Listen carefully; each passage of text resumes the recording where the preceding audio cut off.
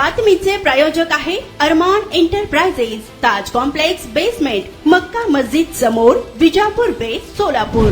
ऐन विधानसभा निवडणुकीच्या तोंडावर आमदार सुभाष देशमुख यांना जोरदार राजकीय धक्का बसला आहे। आमदार सुभाष देशमुख गटाच्या 6 नगरसेवकांनी दक्षिण सोलापूरचे इच्छुक उमेदवार सोमनाथ वैद्य यांना पाठिंबा दिल्याने दक्षिणमध्ये राजकीय खळबळ उडाली आहे। भाजपचे माजी सभागृह नेते श्रीनिवास कर्ली यांच्यासह 6 नगरसेवकांनी सोमनाथ वैद्य यांना पाठिंबा दिला आहे। आमदार सुभाष देशमुख गटाच्या नगरसेवकांनी इच्छुक उमेदवार सोमनाथ वैद्य यांना पाठिंबा दिल्याने आमदार देशमुख यांची वाट आता बिकट मानली जात आहे। आज अधिकृतरित्या अर्ज केला आहे।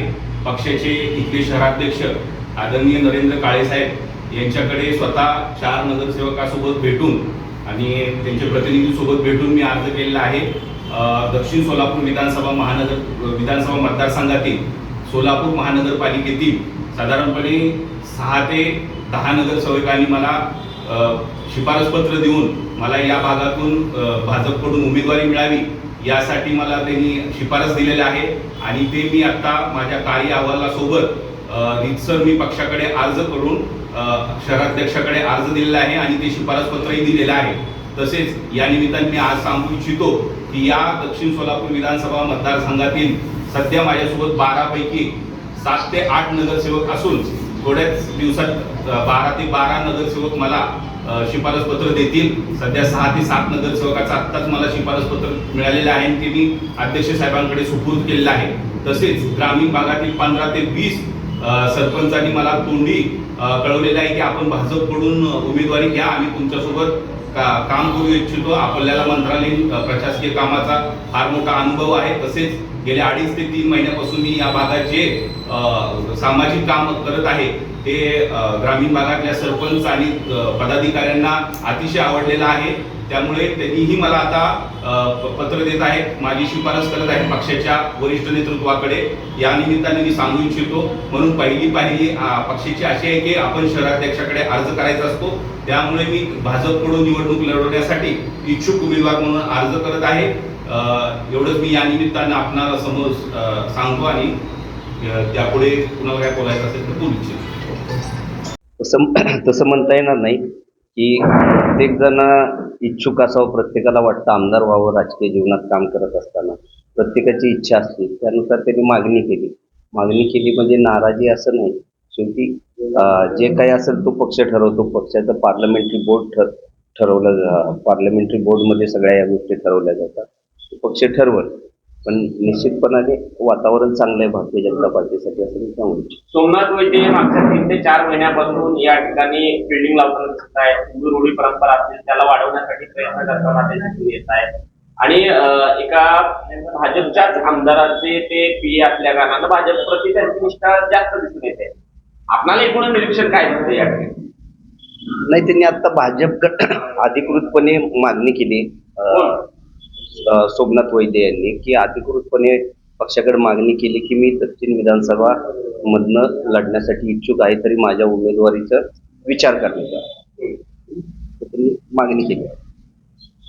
आपली भूमिका आहे आता हे जे अर्ज आले आम्हाला ज्यावेळेस कळवलं जाईल त्यावेळेस प्रदेशाकडे पाठवलं। किती लोकांचे अर्ज आले? आता यांचा पहिलाच आला दक्षिण विधानसभा मतदारसंघात। आपल्या पक्षाचे 4 नगरसेवकांची माजी नगरसेवक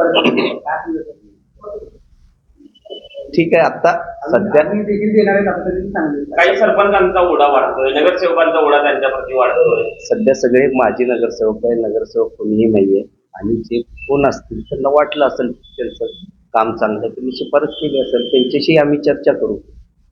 पार्टी म्हणून प्रत्येक कार्यकर्त्याशी चर्चा करून जो काय विचार असतील ते आम्ही करू। आणि अजून आपल्या आमदारांच्या घराला घेराव टाकलेला होता, नेमकं काय झालं, काय घडलं होतं? आरक्षणाविषयी चर्चा झाली होती। एसटी धनगर समाजाची एसटीची अंमलबजावणी करावी आरक्षणाची या संदर्भात गेल्या 9 तारखेपासून आंदोलन चालू आहे। 3 तारखेपासून आंदोलन चालू आहे। 9 तारखेपासून उपोषणाला सगळेजण बसले। त्या संदर्भातला एक आंदोलनाचा भाग म्हणून 2 दिवसापूर्वी एका धनगर संघटनेने असं घोषित केलं होतं की आमदारांच्या घरासमोर ढोल वाजवू आम्ही। तसं शहरातल्या दोन्ही आमदारांच्या घरासमोर त्यांनी ढोल वाजून आंदोलन. आणि मी निश्चितपणे सांगू शकतो की 2014 ते 2024 या काळात झालेले जेवढे रस्ते आहेत तेवढे आजपर्यंत रस्ते झाले नसतील किंवा रस्त्याला निधी आला नसेल.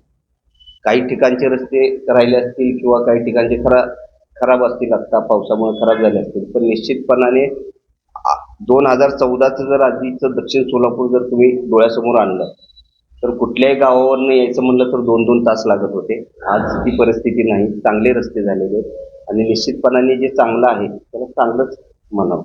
सोलापूर शहरात विविध प्रकारचे अत्तर, perfume, massager, hair dry, important goggle, important watch, नवीन गॅझेट मिळण्याचे एकमेव ठिकाण अरमान एंटरप्राइजेस. आमचा पत्ता ताज कॉम्प्लेक्स बेसमेंट, मक्का मस्जिद समोर, Vijapur west, Solapur. Proprietor doctor Mohsin Bagwan. Contact 9922 55 9711.